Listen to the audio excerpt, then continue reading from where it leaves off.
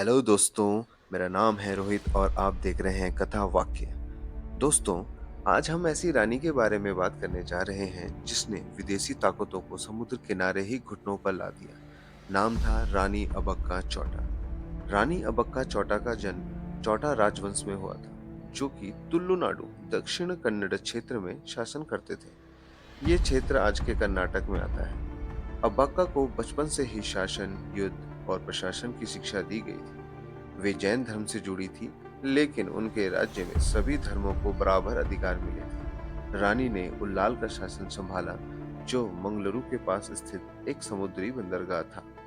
उन्होंने अपने पति मंगलुरु के राजा से अलग होने के बाद भी सत्ता को सूझबूझ और बुद्धिमानी से संभाला और कभी समझौता नहीं किया। 1498 में वास्को डी गामा के आने के बाद पुर्तगालियों ने भारतीय समुद्री व्यापार पर कब्जा करना शुरू कर दिया। वे गोवा, कोचीन और कुन्नूर पर पहले ही नियंत्रण पा चुके थे। अब उनकी नजर थी उल्लाल शहर पर। पुर्तगालियों ने 1555 में उल्लाल पर हमला कर दिया, लेकिन रानी ने युद्ध की तैयारी पहले से ही कर रखी थी। उन्होंने अपने सैनिकों के साथ-साथ स्थानीय मछुआरों और नागरिकों को भी संगठित किया और रानी ने गोरिल्ला वेलफेयर छापा मार युद्ध अपनाया, जैसे छुपकर हमला करना, रात में काफिले तोड़ना, तीर, तलवार और समुद्री घेराबंदी के जरिए हमला करना, जिससे पुर्तगालियों को पीछे हटना पड़ा और उल्लाल शहर सुरक्षित रहा।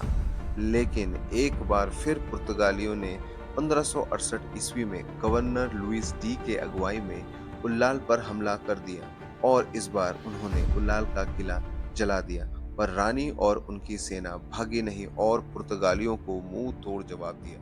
जवाबी हमले में कई पुर्तगाली सैनिक मारे गए।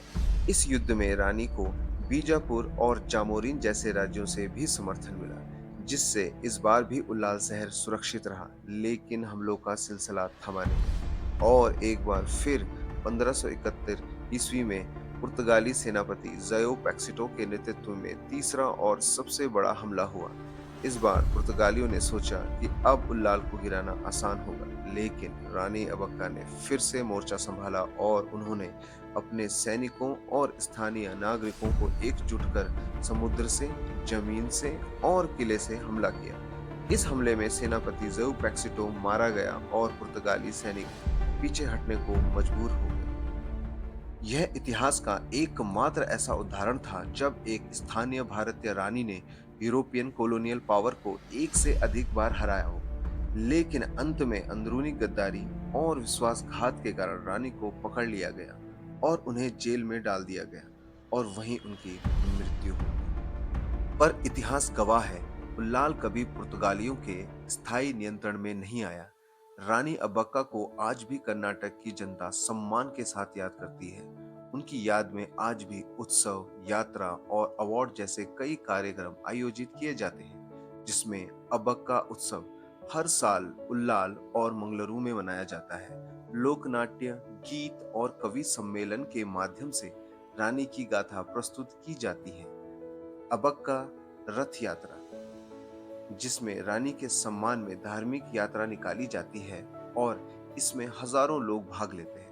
रानी अबक्का अवार्ड कार्यक्रम भी आयोजित किया जाता है, जिसमें कर्नाटक सरकार द्वारा हर साल वीर महिलाओं को दिया जाने वाला सम्मान है।